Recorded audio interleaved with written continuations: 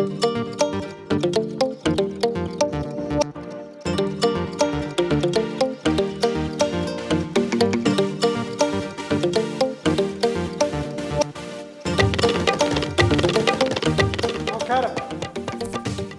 പ്രിയമുള്ളവരെ, നമ്മൾ നേരിട്ട് പ്രത്യക്ഷപ്പെട്ട് കുറച്ച് ദിവസമായി. ഏതായാലും നമ്മൾ ഇന്ന് പുതിയൊരു കാര്യമാണ് നിങ്ങളോട് പങ്കുവെക്കാൻ ആഗ്രഹിക്കുന്നത്. മാനത്തേക്കൊരു കിളിവാതിൽ എന്ന പഴയ പരിപാടി, സ്കൂൾ വിദ്യാർത്ഥികൾക്ക് വേണ്ടി മലയാളത്തിൽ ചെയ്ത ജ്യോതിശാസ്ത്ര പരിപാടി ഏതാണ്ട് 59 ഭാഗം പിന്നിട്ട് നമ്മൾ അടുത്ത ആഴ്ച 60ാം ഭാഗത്തിലേക്ക് കടക്കുകയാണ്. അതോടുകൂടെ നമ്മൾ മറ്റൊരു കാര്യം കൂടെ തീരുമാനിച്ചിരിക്കുകയാണ്. അതായത് ഈ 59 ഭാഗങ്ങളിലായിട്ട് നമ്മൾ നിങ്ങളുടെ മുമ്പിൽ അവതരിപ്പിച്ചത് ആ പൗരാണിക ജ്യോതിശാസ്ത്രത്തെ പറ്റിയായിരുന്നു. അതായത് ഏതാണ്ട് ക്രിസ്തുവിന് മുൻപ് 5000 വർഷങ്ങൾക്ക് മുൻപേ മെസപ്പൊട്ടോമിയ, ബാബിലോണിയ, ഈജിപ്ത്, അതുപോലെ അറേബ്യ, ഇന്ത്യ, ചൈന, അങ്ങനെയുള്ള രാജ്യങ്ങളിലെ പല സംസ്കാരങ്ങളും ഈ ജ്യോതിശാസ്ത്രത്തിൽ നൽകിയ സംഭാവനകളുടെ ഒരു ഏകദേശ രൂപമാണ് നിങ്ങളുടെ മുമ്പിൽ ഈ കഴിഞ്ഞ ഭാഗങ്ങളിലായിട്ട് അവതരിപ്പിച്ചത്. അതുമാത്രമല്ല, ആ ഭാഗങ്ങൾ തന്നെ നമ്മൾ ഇംഗ്ലീഷിലും അവതരിപ്പിച്ചിരുന്നു. ബിയോണ്ട് ദ ഹൊറിസോൺ എന്ന മറ്റൊരു ചാനലിൽ കൂടെ ഇംഗ്ലീഷിലും അവതരിപ്പിച്ചിരുന്നു. പക്ഷെ അത് 10 ഭാഗങ്ങൾ മാത്രമേ ഉണ്ടായിരുന്നുള്ളൂ. ആ 10 ഭാഗങ്ങൾ പോലും വളരെ കുറച്ച് ആളുകളിലേക്ക് നമുക്ക് എത്തിക്കാൻ കഴിഞ്ഞുള്ളൂ എന്നതാണ് വാസ്തവം. ധാരാളം ഇംഗ്ലീഷ് മീഡിയം സ്കൂളുകളുണ്ട് കേരളത്തിൽ, കുട്ടികളുമുണ്ട്. അത്തരം കുട്ടികളിലേക്ക് ഇത് എത്തിയിട്ടില്ല എന്നുള്ളതാണ് വാസ്തവം. അതുകൊണ്ട് തന്നെ നമ്മൾ ഈ പൗരാണിക ജ്യോതിശാസ്ത്രത്തിൻ്റെ ചരിത്രത്തിന് ശേഷം നിങ്ങളുടെ മുമ്പിൽ അവതരിപ്പിക്കുന്ന ആധുനിക ജ്യോതിശാസ്ത്രത്തെ മറ്റൊരു ഭാഗത്ത് കൂടെ, അതായത് അതേ ബിയോണ്ട് ദ ഹൊറിസോണിൻ്റെ 11ാം ഭാഗമായിട്ടാണ് നിങ്ങളുടെ മുമ്പിൽ അവതരിപ്പിക്കുന്നത്.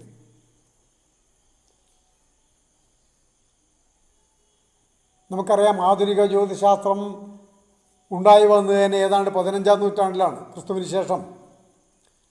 അതിന് മുമ്പുണ്ടായിരുന്ന ജ്യോതിശാസ്ത്ര ഗ്രന്ഥമായ വളരെ പ്രസിദ്ധമായ ഗ്രീക്ക് ജ്യോതിശാസ്ത്രജ്ഞനായിരുന്ന ടോളമിയുടെ മാത്തമാറ്റിക്കൽ സിൻറ്റാക്സ് എന്ന ഗ്രന്ഥത്തെയാണ് അറബികൾ പിൽക്കാലത്ത് കണ്ടെടുത്ത് തർജ്ജമ ചെയ്ത് അൽ മജസ്റ്റി എന്ന പേരിൽ യൂറോപ്പിലെത്തിച്ചത്. അത് പിന്നീട് യൂറോപ്പിലെ തന്നെ പണ്ഡിതന്മാർ ലാറ്റിൻ ഭാഷയിലേക്ക് തർജ്ജമ ചെയ്താണ് യൂറോപ്പിൽ പ്രചരിപ്പിച്ചത്. അപ്പോൾ ഏതാണ്ട് വലിയൊരു ഗ്യാപ്പുണ്ട് അവിടെ. ആ ഗ്യാപ്പ് ടോളമിക്ക് ശേഷം യൂറോപ്പിലാകെ മതസംഘർഷങ്ങൾ നിലനിന്ന കാര്യമായിരുന്നു, ഏതാ കാലമായിരുന്നു. ആ കാലഘട്ടത്തിൽ ഒന്നും തന്നെ ജ്യോതിശാസ്ത്രപരമായ പ്രവർത്തനങ്ങൾ വളരെ കുറച്ച് മാത്രമേ നടന്നിരുന്നുള്ളൂ. അത് നടന്നിരുന്നത് മറ്റ് പ്രദേശങ്ങളിലായിരുന്നു. ഇന്ത്യയിലും ചൈനയിലും അറബ് രാജ്യങ്ങളിലും ഒക്കെ ആയിരുന്നു. അതുകൊണ്ട് നമ്മൾ ഇന്ന് ഈ 11ാം ഭാഗത്ത്, അതായത് ബിയോണ്ട് ദ ഹൊറിസോൺ അല്ലെങ്കിൽ ചക്രവാളത്തിനും അപ്പുറം എന്ന പുതിയ മലയാളം പരിപാടിയിലെ 11ാമത്തെ ഭാഗം മുതൽ ആധുനിക ജ്യോതിശാസ്ത്രത്തിലുണ്ടായ വിപ്ലവകരമായ മാറ്റങ്ങളെ പറ്റിയാണ് ഇനി പറയാൻ പോകുന്നത്. അപ്പോൾ എൻ്റെ സുഹൃത്തുക്കൾ ഇതിന് മുമ്പത്തെ പരിപാടികളിലൊക്കെ തന്നിരുന്ന സഹായവും സഹകരണവും ഇനിയും തുടരുമെന്ന അഭ്യർത്ഥനയാണ് എനിക്കുള്ളത്. കഴിയാവുന്നിടത്തോളം കാലം വരെ ഈ പരിപാടി തുറന്നു കൊണ്ടുപോകണമെന്നാണ് ആഗ്രഹിക്കുന്നത്. അതുകൊണ്ട് എല്ലാവരും ബിയോണ്ട് ദ ഹൊറിസോൺ എന്ന പുതിയ ഈ ചാനലിൻ്റെ 11ാം പരിപാടി മുതൽ കാണണം എന്ന അപേക്ഷയോടെ നിങ്ങൾക്ക് നമസ്കാരം. Beyond the Horizon, the real astronomy people. മലയാളത്തിൽ പറയുകയാണെങ്കിൽ ചക്രവാളത്തിനപ്പുറം. ഇതുവരെ ബിയോണ്ട് ദ ഹൊറിസോൺ എന്ന പരിപാടി നമ്മൾ ഇംഗ്ലീഷിലായിരുന്നു യൂട്യൂബിൽ കൊടുത്തിരുന്നത്. ഈ ഭാഗം മുതൽ, അതായത് ഭാഗം 11 മുതൽ ആധുനിക ജ്യോതിശാസ്ത്രത്തിൻ്റെ ചരിത്രത്തെ പറ്റിയാണ് പറയാൻ പോകുന്നത്. അതുകൊണ്ട് ബിയോണ്ട് ദ ഹൊറിസോൺ എന്ന പരിപാടിയെ ഇനി മുതൽ മലയാളത്തിൽ തന്നെ അവതരിപ്പിക്കാനാണ് ആഗ്രഹിക്കുന്നത്. കഴിഞ്ഞ മാനത്തേക്കൊരു കിളിവാതിൽ എന്ന പരമ്പരയുടെ തുടർച്ച തന്നെയാണിത്. അതിൽ നമ്മൾ കൈകാര്യം ചെയ്തിരുന്നത് പൗരാണിക ജ്യോതിശാസ്ത്രത്തെ ആയിരുന്നു. നമുക്കറിയാം, ക്രിസ്തുവിന് ശേഷം 3-ാം നൂറ്റാണ്ടോടെ ഗ്രീക്ക്, റോമൻ സാമ്രാജ്യങ്ങളുടെ അവസാന കാലത്തോടെ ജ്യോതിശാസ്ത്ര പ്രവർത്തനങ്ങളും മറ്റും പാടെ നിന്നുപോയി. ആ നിന്നുപോയ അവസ്ഥയിൽ നിന്നാണ് ഇനി അങ്ങോട്ട് പറയാൻ പോകുന്നത്. അതിനുശേഷം ഏതാണ്ട് കാര്യമായ ജ്യോതിശാസ്ത്ര പ്രവർത്തനങ്ങൾ നടന്നത് 1400 വർഷങ്ങൾ കഴിഞ്ഞതിന് ശേഷമാണ്. അതായത് ക്രിസ്തബ്ദം 15-ാം നൂറ്റാണ്ട് മുതൽ. നമ്മളിനി പറയാൻ പോകുന്ന കാര്യങ്ങൾ അതായിരിക്കും. ഗ്രീക്ക് ചിന്തകരും അരിസ്റ്റോട്ടിലും ടോളമിയും തുടർന്ന് ഹൈപ്പേഷ്യയുടെയും കാലഘട്ടം കഴിഞ്ഞതോടെ പ്രകൃതിശാസ്ത്രത്തിൻ്റെ ഭാഗമായിരുന്ന പൗരാണിക ജ്യോതിശാസ്ത്രം ഏതാണ്ട് 1500 വർഷങ്ങൾ ഒരു മാറ്റത്തിനും വിധേയമാകാതെ നിലനിന്നു എന്നുള്ളതാണ് വസ്തുത. അക്കാലം യൂറോപ്പിൻ്റെ ഇരുണ്ട കാലഘട്ടത്തിൻ്റെ അവസാനമായപ്പോഴേക്കും നവോത്ഥാന ചിന്തകൾ യൂറോപ്പിൽ മുളപൊട്ടിയിരുന്നു. ജ്യോതിശാസ്ത്രത്തിലും പുതിയ ചിന്തകർ ഉണ്ടായി. തുടർന്നിങ്ങോട്ടുണ്ടായ ജ്യോതിശാസ്ത്ര ആശയങ്ങളാണ് ആധുനിക ജ്യോതിശാസ്ത്രത്തിന് തുടക്കം കുറിച്ചതെന്ന് പറയാം. നമ്മൾ ആധുനിക ജ്യോതിശാസ്ത്രത്തിൻ്റെ തുടക്കത്തിലേക്ക് കടക്കുന്നതിന് മുൻപേ അതിനൊരു പഴയകാല ചരിത്രത്തിൻ്റെ ഭാഗങ്ങളുണ്ട്. അങ്ങനെ നോക്കുമ്പോൾ ക്രിസ്തുവിന് മുൻപേ BC 320 മുതലേ കാര്യങ്ങൾ നോക്കാം. അക്കാലത്തെ തുർക്കിയുടെ ഭാഗമായിരുന്ന സാമോസ് ദ്വീപുകൾ, ആ ദ്വീപിൽ ജീവിച്ചിരുന്ന അരിസ്റ്റാർക്കസ് എന്ന ഒരു ഗ്രീക്ക് പണ്ഡിതനുണ്ടായിരുന്നു. അദ്ദേഹം ഒരു ചന്ദ്രഗ്രഹണ സമയത്ത് ചന്ദ്രനിൽ പതിക്കുന്ന ഭൂമിയുടെ നിഴൽ നോക്കിക്കണ്ടു. ഭൂമിയേക്കാൾ എത്രയോ വലിയ സൂര്യൻ ഭൂമിയെ ചുറ്റുന്നു എന്ന ആ യുക്തിഹീനമായ ചിന്തയെപ്പറ്റിയാണ് അദ്ദേഹം ആലോചിച്ചത്. ഈ ചിന്തയിൽ നിന്നാണ് യഥാർത്ഥത്തിൽ സൂര്യനെ ഭൂമിയും മറ്റു വസ്തുക്കളും ആകാം ചുറ്റുന്നത് എന്ന ആലോചനയുടെ തുടക്കം. മനുഷ്യൻ അക്കാലത്ത് ദൈവത്തിൻ്റെ വളരെ മഹത്തായ സൃഷ്ടിയായിട്ടാണ് പരിഗണിക്കപ്പെട്ടിരുന്നത്. ആ മനുഷ്യൻ്റെ ആവാസസ്ഥാനമായ ഈ ഭൂമിയെ അക്കാലത്തെ ജനങ്ങൾ പ്രപഞ്ചത്തിൻ്റെ കേന്ദ്രമെന്ന് വിശ്വസിച്ചു. അതൊരു നൂറ്റാണ്ടുകളിലൂടെ പകർന്നു കിട്ടിയ വിശ്വാസമായിരുന്നു. ആ വിശ്വാസത്തിൻ്റെ ഗോപുരം തകർന്നു വീഴുന്നത് കാണാൻ അവർക്ക് കഴിയുമായിരുന്നില്ല. അത് ചോദ്യം ചെയ്യുന്നത് പോലും ഭയം ജനിപ്പിക്കുന്നതായിരുന്നു അന്നത്തെ സമൂഹത്തിൽ.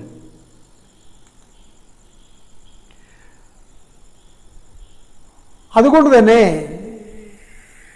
അക്കാലത്ത് ഭൗമകേന്ദ്ര പ്രപഞ്ചം എന്ന ഒരു കാഴ്ചപ്പാടിന് പകരം സൂര്യനെ ആശ്രയിച്ച് വികസിച്ച ഒരു പ്രപഞ്ചം എന്നത്, അതല്ലെങ്കിൽ സൗരകേന്ദ്ര പ്രപഞ്ചം എന്ന, അതല്ലെങ്കിൽ അർദ്ധ സൗരകേന്ദ്ര പ്രപഞ്ചം എന്നീ കാഴ്ചപ്പാടുകൾ മുന്നോട്ട് വെച്ചവർ ലോകത്തിലെ മറ്റ് പല സംസ്കാരങ്ങളുണ്ടായിരുന്നു. ഗ്രീക്കുകാരനായ പൈത്തഗോറസും സാമോസിലെ അരിസ്റ്റാർക്കസും, ഇന്ത്യയിൽ തന്നെ ആര്യഭടൻ പോലും, കേരളത്തിലെ നീലകണ്ഠനും, ഡെൻമാർക്കിലെ ടൈക്കോ ബ്രാഹെ എന്നീ ശാസ്ത്രജ്ഞന്മാരും അതിൽപ്പെടും. അക്കാലത്ത് ഏറ്റവും പ്രസിദ്ധമായ ജ്യോതിശാസ്ത്ര ഗ്രന്ഥം ടോളമിയുടെ അൽമജസ്റ്റി ആയിരുന്നു. ഇക്കാര്യം നമ്മൾ ഇതിനു മുമ്പ് പല ഭാഗങ്ങളിലായി പറഞ്ഞിട്ടുണ്ട്. അത് യൂറോപ്പിൽ എത്തുമ്പോഴേക്കും 14-ാം നൂറ്റാണ്ടായിരുന്നു. അത് ലാറ്റിൻ ഭാഷയിലേക്ക് തർജ്ജമ ചെയ്തത് ഗിയോർജ് വോൺ പ്യൂർബാക്കും അദ്ദേഹത്തിൻ്റെ ശിഷ്യനായ റെജിയോ മുണ്ടാനസും മറ്റുമായിരുന്നു. അവർ പോലും അതിൽ പറഞ്ഞിട്ടുള്ള ഭൗമ കേന്ദ്ര പ്രപഞ്ച സിദ്ധാന്തത്തിൽ വിശ്വസിച്ചിരുന്നില്ല. അങ്ങനെ ലോകമെമ്പാടുമുള്ള പഴയകാല വാനനിരീക്ഷകരിൽ പല ധാരകളിൽ നിന്നും ഒഴുകിയെത്തിയ ആശയമാണ് യഥാർത്ഥത്തിൽ സൂര്യനെ കേന്ദ്രസ്ഥാനത്ത് നിർത്തുന്ന ഒരു പ്രപഞ്ച സിദ്ധാന്തം 15-ാം നൂറ്റാണ്ടിൽ നിക്കോളസ് കോപ്പർനിക്കസ് എന്ന പോളണ്ടുകാരനായ പാതിരിക്ക് ഉണ്ടാക്കാൻ പ്രേരണയായത്. പോളണ്ടിൽ വിസ്തുല എന്ന നദീതീരത്തെ ടോരുൺ എന്ന വ്യാപാര നഗരത്തിലാണ് നിക്കോളസ് കോപ്പർനിക്കസ് ജനിച്ചത്. അമ്മാവൻ്റെ ശിക്ഷണത്തിൽ വളർന്ന കോപ്പർനിക്കസിന് ഇറ്റലിയിൽ വൈദ്യശാസ്ത്ര വിദ്യാഭ്യാസത്തിന് വേണ്ടി പോയി. വിദ്യാഭ്യാസ കാലത്ത് പഴയ ടോളമിയൻ ജ്യോതിശാസ്ത്രത്തിൽ തന്നെയായിരുന്നു അദ്ദേഹം ആകൃഷ്ടനായതും പഠിച്ചതും. പക്ഷേ ആ കാലത്ത് നേരത്തെ പറഞ്ഞ നവോത്ഥാനത്തിൻ്റെ അലയൊലികൾ തുടങ്ങിയിരുന്നു ഇറ്റലിയിൽ. അതുകൊണ്ടാണോ എന്തോ എന്നറിയില്ല, അദ്ദേഹത്തിനെ ഗണിതം പഠിപ്പിച്ച അധ്യാപകരൊക്കെ തന്നെ ടോളമിയുടെ ഭൗമകേന്ദ്ര സിദ്ധാന്തത്തിൽ വിശ്വസിച്ചിരുന്നില്ല. അതുകൊണ്ട് തന്നെ അദ്ദേഹവും വിശ്വസിച്ചില്ല. ടോളമിയുടെ അൽമജസ്റ്റിൻ്റെ തർജ്ജമ കോപ്പർനിക്കസിന് കിട്ടിയിരുന്നു. അതിൽ നിന്ന് അദ്ദേഹം പഠിച്ച ശേഷം അദ്ദേഹം ഇങ്ങനെ എഴുതി: ഇത്തരത്തിലൊരു സിദ്ധാന്തം തികച്ചും അപൂർണവും യുക്തിക്ക് നിരക്കാത്തതുമാകുന്നു. 1503 കോപ്പർനിക്കസ് പോളണ്ടിലേക്ക് മടങ്ങിപ്പോയി. വടക്കൻ പോളണ്ടിലെ ഫ്രോയബർഗ് എന്ന പള്ളിയിൽ അദ്ദേഹം പുരോഹിതനായി ചേർന്നു. അക്കാലത്താണ് അദ്ദേഹം പ്രപഞ്ചമധ്യത്തിൽ സൂര്യനെ പ്രതിഷ്ഠിച്ചുകൊണ്ടൊരു മാതൃകയെപ്പറ്റി ഒരു ചെറിയ കുറിപ്പുണ്ടാക്കി. കുറിപ്പിന് കമൻറ്റേറിയൽസ് എന്ന് പേര് കൊടുത്തു. ഇംഗ്ലീഷിൽ ലിറ്റിൽ കമൻട്രി. ആ കുറിപ്പ് അദ്ദേഹം തൻ്റെ സുഹൃത്തുക്കൾക്ക് ചർച്ച ചെയ്യാനായി അയച്ചു കൊടുത്തു. കോപ്പർനിക്കസിൻ്റെ ആദ്യത്തെ കുറിപ്പിൽ ഉള്ള ഒരു പ്രപഞ്ചത്തിൻ്റെ കാഴ്ചപ്പാടാണ് ഈ വലതുവശത്തെ ചിത്രത്തിൽ കാണിച്ചിരിക്കുന്നത്. മധ്യത്തിൽ സൂര്യനും എല്ലാത്തിനും മുകളിൽ നക്ഷത്രങ്ങളും, അതിന് കീഴെ ശനിയും, ശനിക്ക് കീഴെ വ്യാഴവും, വ്യാഴത്തിന് കീഴെ ചൊവ്വയും, ചൊവ്വയ്ക്ക് കീഴെ ഭൂമിയും, ഭൂമിക്ക് കീഴെ ശുക്രനും, ശുക്രന് താഴെ ബുധനും. ഇങ്ങനെ 7 വസ്തുക്കളടങ്ങുന്ന ഒരു ചിത്രമാണ് പ്രപഞ്ചത്തിൻ്റെ ചിത്രമായിട്ട് കോപ്പർനിക്കസ് അക്കാലത്ത് വരച്ചു വെച്ചത്. ഇതാണ് അദ്ദേഹം കമൻറ്റേറിയൽസായിട്ട് സുഹൃത്തുക്കൾക്ക് ചർച്ച ചെയ്യാനായി അയച്ചു കൊടുത്തത്. അദ്ദേഹം പറഞ്ഞു, ഇവിടെ പ്രസ്താവിക്കുന്ന ആശയം, ഈ ചിത്രത്തിലുള്ള ആശയം അല്പം കുഴപ്പം പിടിച്ചതാണ്. പൊതുവെ അതിന് സമൂഹത്തിൽ സ്വീകാര്യത അസാധ്യമാകും. പൊതു അറിവിനത് വിരുദ്ധമാകും. എന്നാലും ദൈവകൃപയാൽ പകൽ പോലെ സത്യമായി താഴെ കൊടുക്കുന്ന കാര്യങ്ങൾ ഗണിതം പഠിച്ചവർക്കൊക്കെ മനസ്സിലാകും. ഒന്നാമതായി, ഏറ്റവും ഉയരത്തിൽ കാണുന്ന എല്ലാ ഗോളങ്ങളും സ്ഥിര നക്ഷത്രങ്ങളാണ്. അവ ചലിക്കുന്നില്ല. അവയെ ആധാരമാക്കിയാണ് എല്ലാ സ്വർഗീയ വസ്തുക്കളും ചലിക്കുന്നതെന്ന് മനസ്സിലാക്കണം. ഭൂമി ചലിക്കുന്നുണ്ടെന്ന് പറയാനുള്ള കാരണം ഞങ്ങൾ പറഞ്ഞു തരാം. ശനി 30 വർഷങ്ങൾ കൊണ്ട് ഒന്ന് ചുറ്റുന്നു. അത് നക്ഷത്രങ്ങൾക്ക് ഏറ്റവും അടുത്താണ്. വ്യാഴം 12 കൊല്ലങ്ങൾ കൊണ്ടാണ് ഒന്ന് ചുറ്റുന്നത്. രണ്ടാമത്തേത് അതാണ്. പിന്നെയുള്ളത് ചൊവ്വയാണ്. അത് ചുറ്റുന്നത് 2 വർഷം എടുത്താണ്. ഭൂമിയും അതിനെ ചുറ്റുന്ന ചന്ദ്രനും 1 കൊല്ലം കൊണ്ടാണ് ഭൂമിയെ ചുറ്റുന്നത്. ശുക്രൻ 5ാമതായി ചുറ്റുമ്പോൾ 9 മാസം എടുക്കും. അവസാനത്തേതും 6ാമത്തേതുമായ ബുധൻ വെറും 80 ദിവസം കൊണ്ട് ഇതിനെല്ലാം മധ്യത്തിൽ നിൽക്കുന്ന സൂര്യനെ ചുറ്റുന്നു. ജ്യോതിശാസ്ത്ര പാരമ്പര്യത്തിൽ ആകാശഗോളങ്ങളുടെ ചലനവുമായി ബന്ധപ്പെട്ട ആശയക്കുഴപ്പത്തിൻ്റെ കാര്യങ്ങളെപ്പറ്റി ഞാൻ വളരെ നാളുകളായി ചിന്തിക്കുകയായിരുന്നു. എന്തായിരുന്നു ഈ ആശയക്കുഴപ്പം? അത് നമ്മൾ ഇതിനു മുമ്പ് പല പ്രാവശ്യവും പല ഭാഗങ്ങളിലായി മാനത്തേക്കൊരു കിളിവാതിൽ പറഞ്ഞു വെച്ചിട്ടുണ്ട്. പഴയ ഭാഗങ്ങളൊന്നും എടുത്തു നോക്കിയാൽ മനസ്സിലാവും. അന്നത്തെ ഏറ്റവും കുഴപ്പം പിടിച്ച പ്രശ്നം ടോളമി തൻ്റെ ജ്യോതിഷ ആവശ്യങ്ങൾക്ക് വേണ്ടി ആകാശത്തെ ഗ്രഹങ്ങളുടെ കൃത്യമായ സ്ഥാനവും ചലനവും സമയവും കണ്ടുപിടിക്കേണ്ടി ഉണ്ടായിരുന്നു.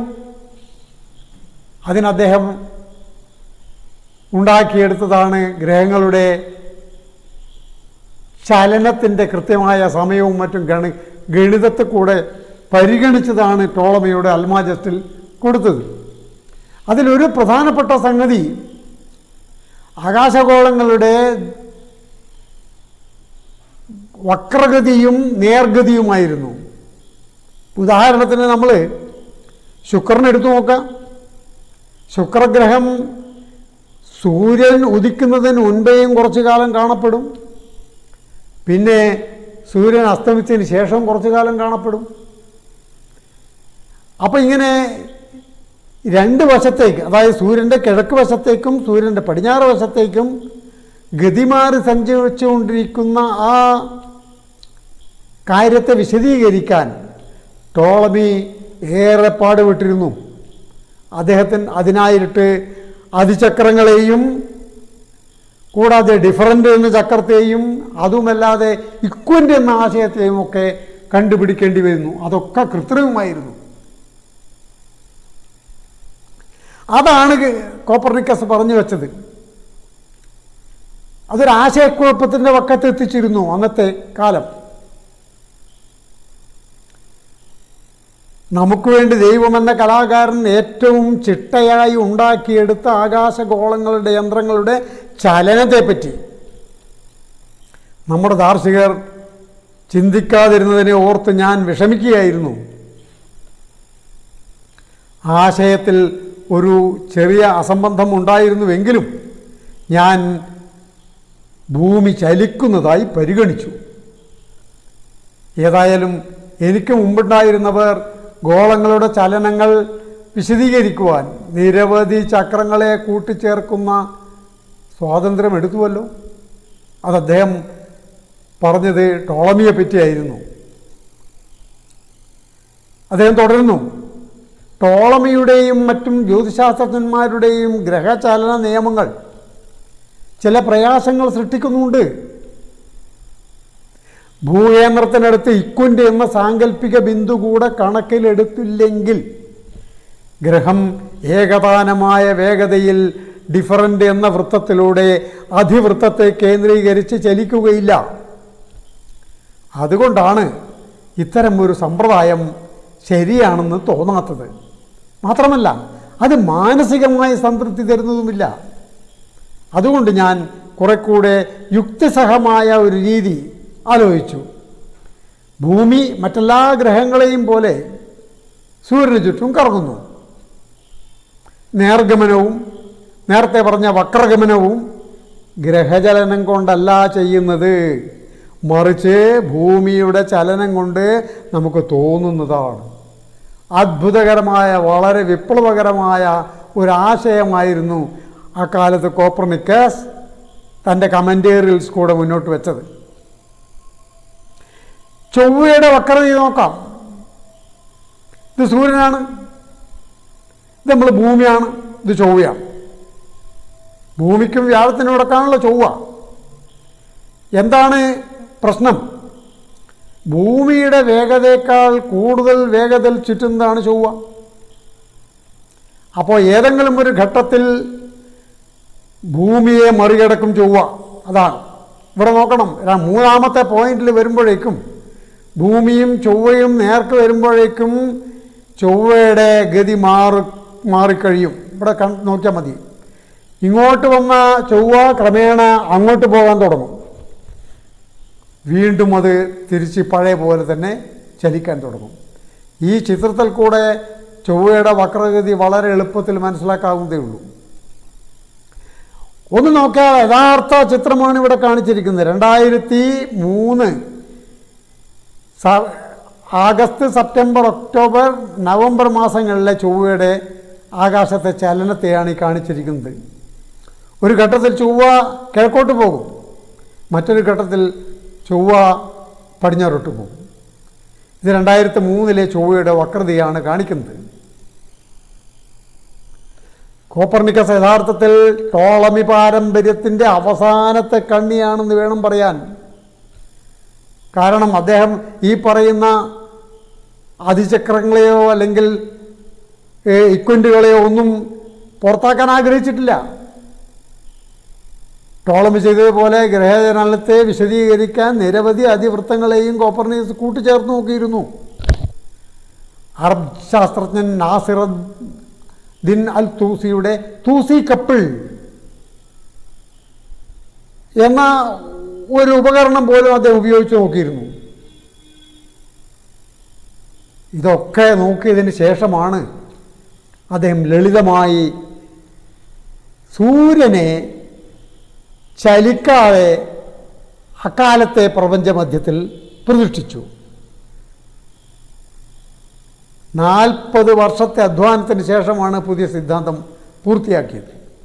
നേരത്തെ പറഞ്ഞ പോലെ ലോകത്തെമ്പാടുമുള്ള പല സംസ്കാരങ്ങളിൽ നിന്നും ഉരുത്തിരിഞ്ഞു വന്ന പല ആശയധാരകളുടെ ബലത്തിലാണ് കോപ്പർനിക്കസ് തൻ്റെ സിദ്ധാന്തം രൂപപ്പെടുത്തിയതെന്നർത്ഥം.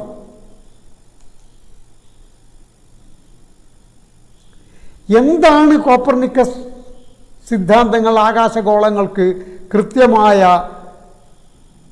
ജ്യാമിതീയ കേന്ദ്രമില്ല എന്ന് പറയാൻ കാരണം? അദ്ദേഹം ആദ്യമായിട്ട് തന്നെ ഭൂമിയുടെ കേന്ദ്രം പ്രപഞ്ച കേന്ദ്രമല്ല എന്ന് പ്രസ്താവിച്ചു.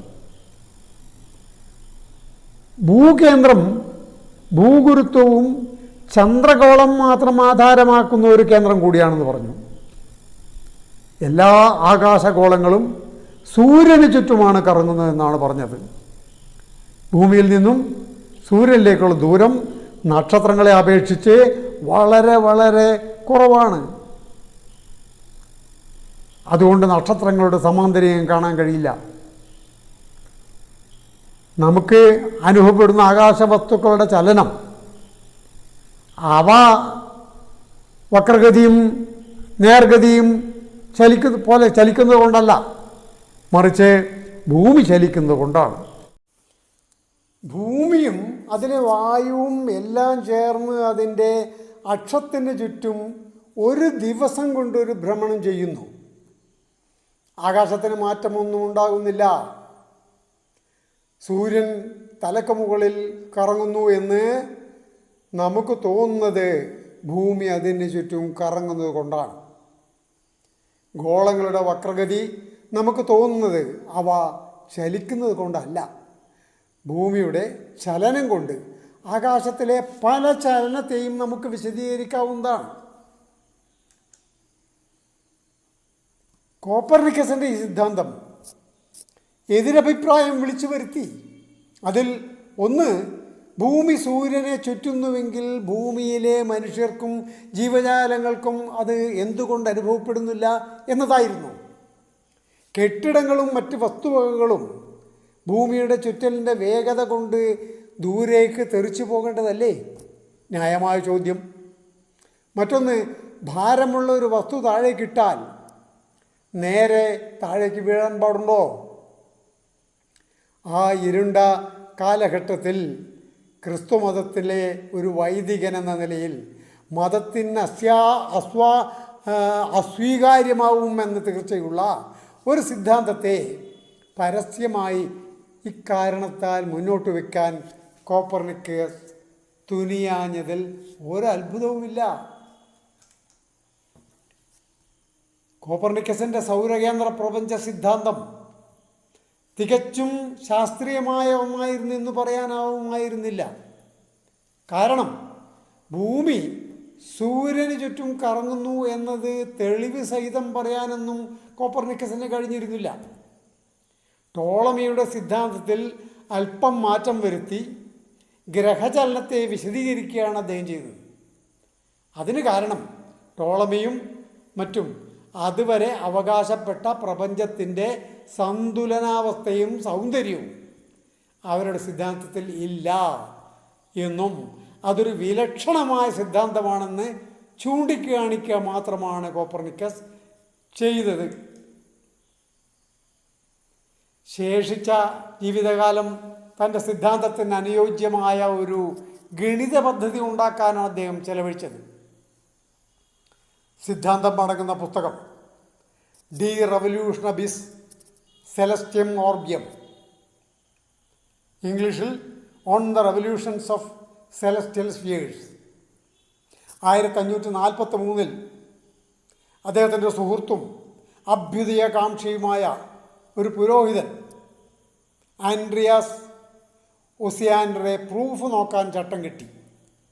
പുസ്തകത്തിൻ്റെ ഒസിയാൻഡർ മതത്തിന് അംഗീകരിക്കാൻ കഴിയാത്ത പുസ്തകം എഴുതിയ കോപ്പർനിക്കസിനെ മതഭീകരതയിൽ നിന്നും രക്ഷിക്കാൻ പുസ്തകത്തിൻ്റെ മുഖവരിയിൽ ഇങ്ങനെ എഴുതി ചേർത്തു: സൂര്യനെ പ്രപഞ്ചമധ്യത്തിൽ പ്രതിഷ്ഠിച്ചത് ഗണിതപരമായ ഒരു സൗകര്യത്തിന് വേണ്ടി മാത്രമാണ്. നമുക്കറിയാം, കോപ്പർനിക്കസ് അദ്ദേഹത്തിൻ്റെ ജീവിതകാലത്തിൽ പുസ്തകം എഴുതാനോ അല്ലെങ്കിൽ പ്രസിദ്ധീകരിക്കാനോ മുതിർന്നില്ല എന്നുള്ള സത്യമാണ്.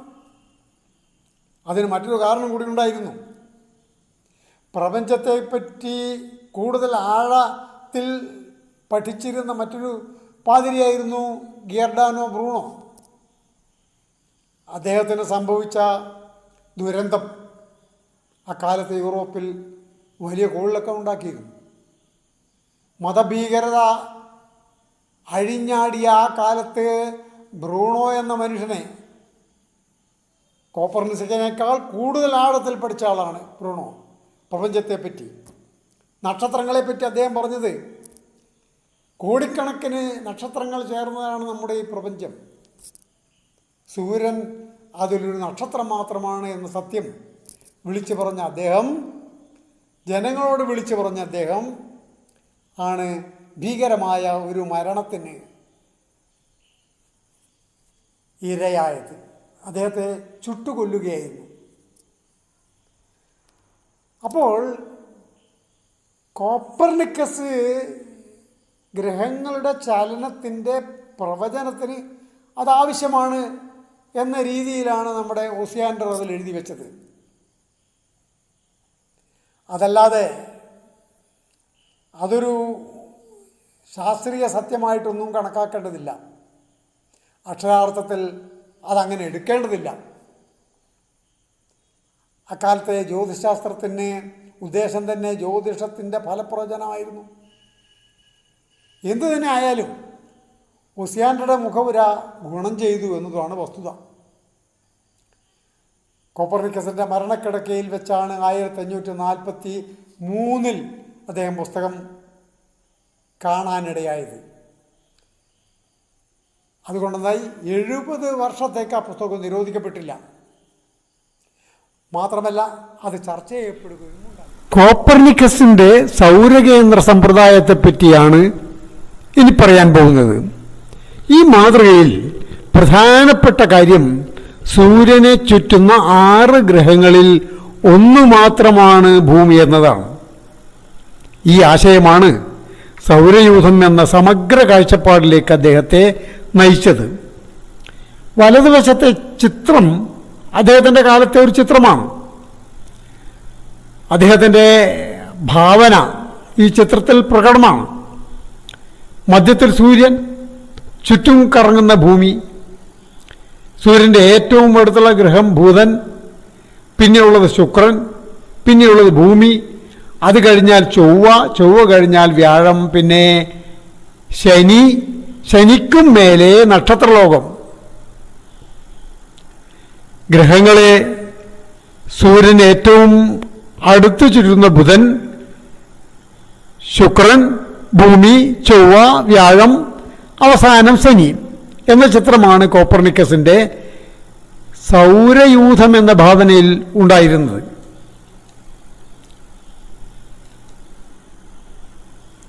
സൂര്യനടുത്തുള്ള ഗ്രഹം കൂടിയ വേഗതയിലും ഏറ്റവും അകലെയുള്ള ഗ്രഹം കുറഞ്ഞ വേഗതയിലുമാണ് സൂര്യനെ ചുറ്റുന്നത്.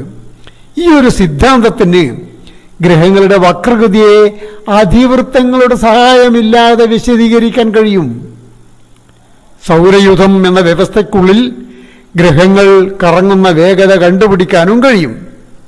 കോപ്പർനിക്കസിന്റെ കാലത്ത് പ്രപഞ്ചകേന്ദ്രം സൂര്യനാണോ അതല്ല ഭൂമിയാണോ എന്നൊന്നും അന്വേഷിക്കാൻ വളരെ കുറച്ചു പേർ പോലും മെനക്കെട്ടിട്ടില്ല. കത്തോലിക്ക മതത്തിൻ്റെ ആഗ്രഹവും പിന്നെ ദൈവഹിതവും എന്താണോ അങ്ങനെ തന്നെ ആയിക്കോട്ടെ എന്ന സമീപനമായിരുന്നു ബഹുഭൂരിപക്ഷത്തിൻ്റെയും.